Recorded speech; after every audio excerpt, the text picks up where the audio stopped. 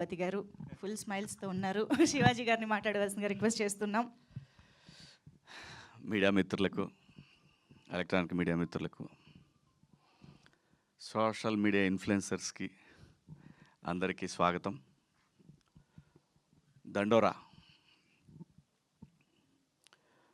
చాలా Telangana rooted film అండి. ఇది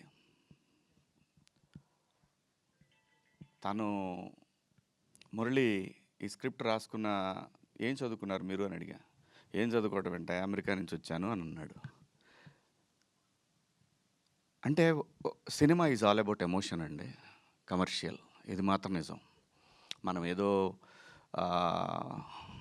జనానికి సలహాలు సందేశాలు ఇద్దామనుకునే పరిస్థితి అయితే సినిమాకి వాళ్ళు లేదు. ఈ సినిమాలో ఎంటర్టైన్మెంట్ ఉంటుంది, ఎమోషన్ ఉంటుంది, డ్రామా ఉంది, అగ్రెషన్ ఉంది. నేను దండోరా అని టైటిల్ చెప్పినప్పుడు నేను అన్నాను, ఎందుకు వన్ సైడ్ అనుకుంటారేమో కదా ఆ సినిమా అన్నాను. లేదు, అది కామెడీ ఉన్నా దండోరా వేసినట్టే ఉంటుంది. ఎమోషన్ ఉన్నా సరే ఆ దండోరా ఏదైతే ఒక ఫీల్ ఉంటుందో, లోపల ఎమోషన్ ఉంటుందో, అది దాన్ని ఆ దండోరా అనేది ఒక ఎమోషన్. దండోరా ఈజ్ అన్ ఎమోషన్ అనేది నా ఫీలింగు. కథ విన్నప్పుడు నాకు ఒకటే అనిపించింది, ఆఫ్టర్ కోర్టు కన్నా ముందే ఈ సినిమా నేను కమిట్ అయ్యాను.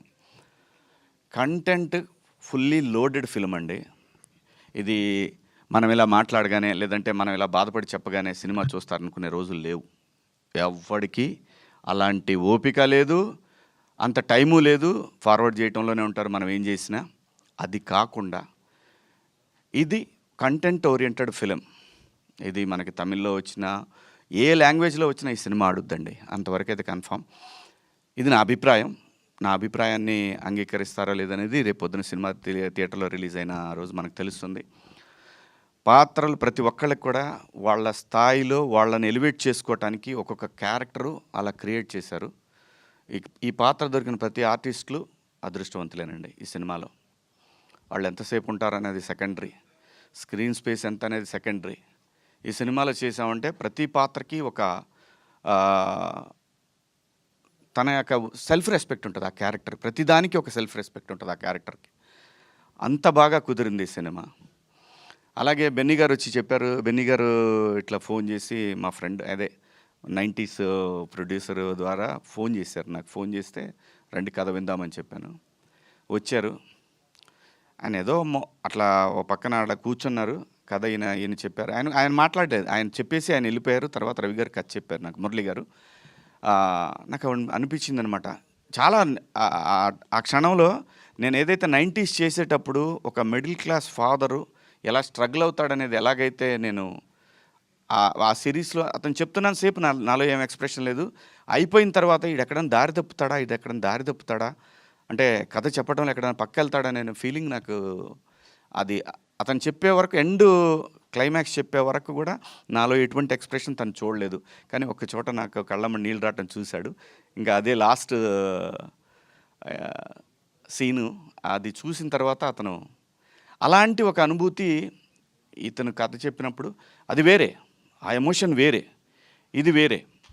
బట్ అలాగా ఇతను ఏమైనా దారి తప్పుతాడని చెప్పి నేను ఏ కథ చెప్పినా కానీ, కోర్టు తర్వాత మీ అందరికీ తెలుసు మనం ఎన్ని సినిమాలైనా చేయొచ్చు. ఎన్నో వచ్చినాయి నాకు, రోజు 4-5 సినిమాలు వచ్చినాయి. ఎందుకంటే 13 సంవత్సరాలు సస్టైన్ అయ్యాను. సినిమా డబ్బులు లేకుండా, సినిమా పని చేయకుండా సస్టైన్ అయినండి. డబ్బుల కోసం ఏది పడితే అది చేయాలనే ఉద్దేశం నాకైతే లేదు. ప్రజలు నాకు ఒక రెస్పెక్ట్ ఇచ్చారు, దాన్ని కాపాడుకోవాలనే ఉద్దేశంలోనే. డబ్బులు మనకి ఎంత రావాలో అంత భగవంతుడు అది ఆయన డిసైడ్ చేస్తాడు. ఆ డిపాజిట్ అది ఎప్పుడు రావాలో అప్పుడు వస్తూ ఉంటుంది. అలా మంచి పాత్రలు చేయాలి, ఎట్టి పరిస్థితుల్లో కూడా మంచి కథలు చేయాలనే ఏంలో నేను విన్న 70-80 కథల్లో ఇది ఒక కథ అండి. అందులో నాకు నచ్చిన ఒక 10 కథల్లో ఇది ఒక కథ.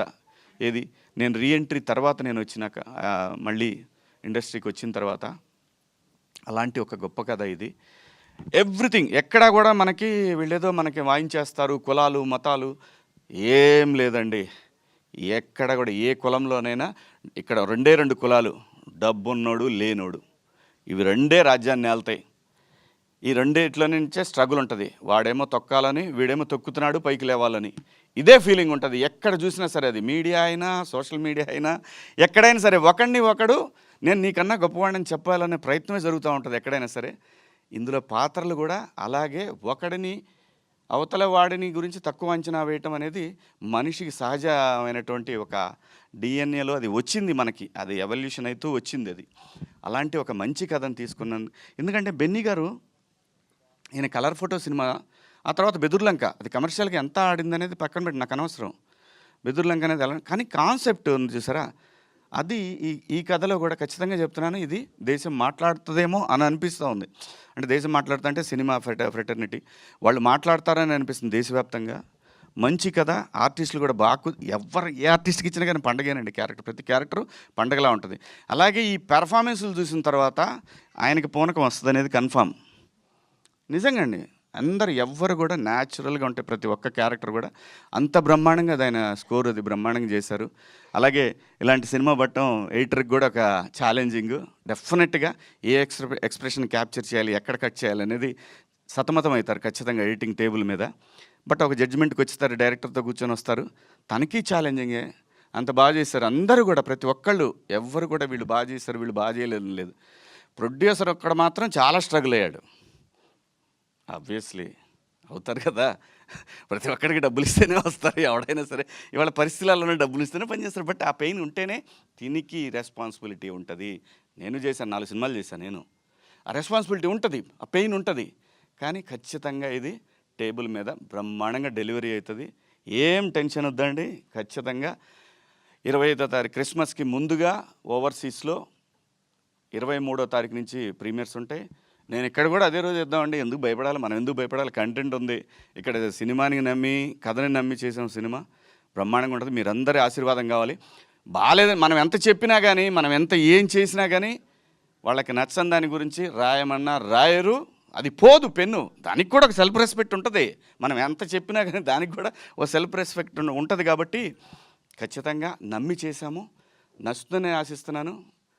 రండి, థియేటర్స్కి రండి. మంచి కంటెంట్ ఉన్న ఫిల్ము. 25వ తారీఖు, 26, 27, 28 జనవరి 1 సెలబ్రేషన్స్ ఉంటాయి ఖచ్చితంగా ఈ సినిమాకి సంబంధించి.